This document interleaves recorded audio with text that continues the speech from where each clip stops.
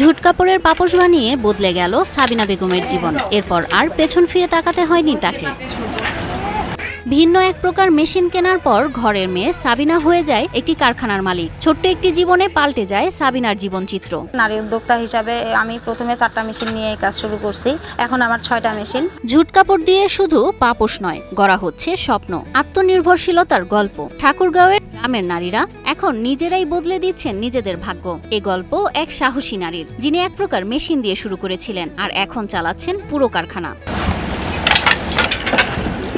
ঠাকুরগাঁও সদর উপজেলার বরুণাগাঁও মণ্ডলপাড়া, এখানেই বাস করেন সাবিনা বেগম, যাকে সবাই আদর করে ডাকেন শাবানা নামে। 2020 সালে মাত্র একটি মেশিন নিয়ে সাবিনা শুরু করেন পাপোশ তৈরির কাজ। কিন্তু তার লক্ষ্য ছিল বড়, নিজে স্বাবলম্বী হওয়ার পাশাপাশি গ্রামীণ নারীদেরও স্বাবলম্বী করে তোলা। আমার ইচ্ছা ছিল যে সব নারীদেরকে নিয়ে একটা কাজ করব।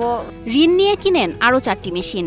বাড়ির উঠোনেই তৈরি করেন ছোট্ট টিনের ছাউনি দেয়া কারখানা। কাজে নিয়োগ দেন গ্রামের 4 জন নারীকে। সময়ের সঙ্গে সঙ্গে এই সংখ্যা বাড়তে থাকে। এখন কারখানায় কাজ করছেন 13 জন নারী। আমার নারীরা যে কয়েকজন আছে স্টুডেন্ট সহ সবাই খুব আগ্রহী এই কাজে। উক্ত কারখানায় প্রতিদিন তৈরি হয় 50 থেকে 60টি পাপোশ। মাস শেষে একজন স্থানীয় ব্যবসায়ী এসে নিয়ে যান সব পণ্য। মাসিক আয় প্রায় 60,000 টাকা। খরচ বাদ দিয়ে লাভ থাকে 15 থেকে 20,000 টাকা। স্বাস্থ্যকর অল টাইম হানিকম, সব সময় অল টাইম হেলদি লাইফ। এই কারখানার অনেক নারী এখন নিজেদের বাড়িতেও কাজ করছেন। প্রতি মাসে আয় করছেন 5 থেকে 6,000 টাকা, যার ফলে সংসারে ফিরছে সচ্ছলতা, আত্মবিশ্বাস। আমার স্বামীর কাছে টাকা চাইতে হয় না, আমি নিজে ইচ্ছা মতো খরচা করতে পারি। এই টাকা দিয়ে আমরা বাচ্চাদের লেখাপড়ার খরচা চালা, তার পাশাপাশি সংসারে কিছু খরচাও করি। জেলা প্রশাসক সাবিনার এই উদ্যোগকে জানিয়েছেন সাধুবাদ। তিনি বলেছেন, এ ধরনের উদ্যোগ নারীদের এগিয়ে নিতে গুরুত্বপূর্ণ ভূমিকা রাখে। প্রয়োজনীয় সহযোগিতা পেলে এটি আরো বড় পরিসরে ছড়িয়ে দেওয়া সম্ভব।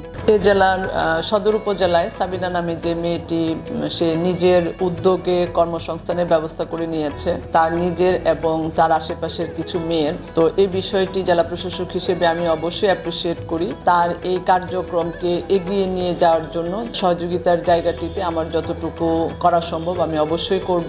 আর আমি চাইবো তার এই উদ্যোগ আরো সম্প্রসারিত হোক এবং আমাদের এই জেলার আরো অনেক নারী সাবিনার মতো এগিয়ে আসুক এবং নারীদের কর্মসংস্থানের ব্যবস্থা করুক। ঠাকুরগাঁওয়ের শাবানা প্রমাণ করেছেন, গ্রামের নারী মানেই সীমাবদ্ধ নয়। তার এই পথ চলা আমাদের সকলের জন্য অনুপ্রেরণা।